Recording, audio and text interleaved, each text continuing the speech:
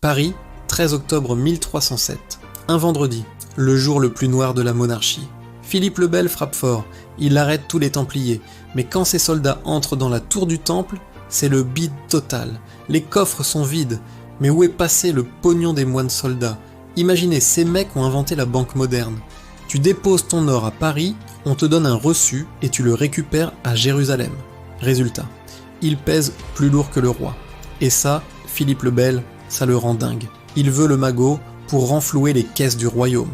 La légende raconte que la veille de l'arrestation, des charrettes chargées de paille ont quitté l'enclos du temple en pleine nuit. Destination inconnue. On parle de 3 charrettes remplies d'or. C'est le début de la plus grande chasse au trésor de l'humanité. 1314. Jacques de Molay, le dernier grand maître, brûle sur l'île aux Juifs. Dans les flammes, il hurle « Maudits, tous maudits !» Et là c'est le drame. Le pape et le roi meurent dans l'année. Coïncidence? Ou est-ce que le trésor était protégé par un sortilège? On est ici, au cœur du Marais.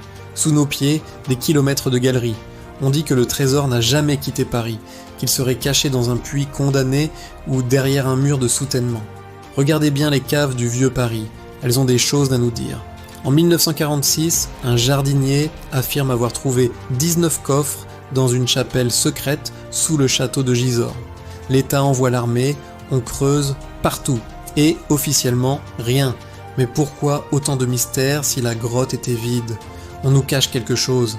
Et si le trésor c'était pas des pièces d'or? Si c'était des documents, le Saint Graal, l'Arche d'Alliance. Les Templiers ont fouillé le temple de Salomon pendant 10 ans. Ils ont ramené un secret capable de faire trembler l'église tout entière. Direction l'Aube.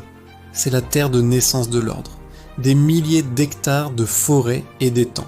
On dit que les Templiers y ont bâti des commanderies secrètes pour enterrer leur butin loin des regards du roi.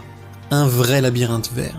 Ouvrez l'œil, dans les églises, sur les linteaux des portes, la croix pâtée est partout, elle nous nargue, le trésor est peut-être juste là, sous une dalle marquée d'un signe que seuls les initiés peuvent comprendre. L'histoire est un jeu de pistes. Alors, existe-t-il? Bien sûr, il existe dans nos rêves, dans nos recherches, et peut-être même dans votre jardin. Le trésor des Templiers, c'est notre héritage. Allez, abonne-toi, lâche un pouce bleu, et la prochaine fois que tu te promènes à Paris, n'oublie pas de regarder où tu marches.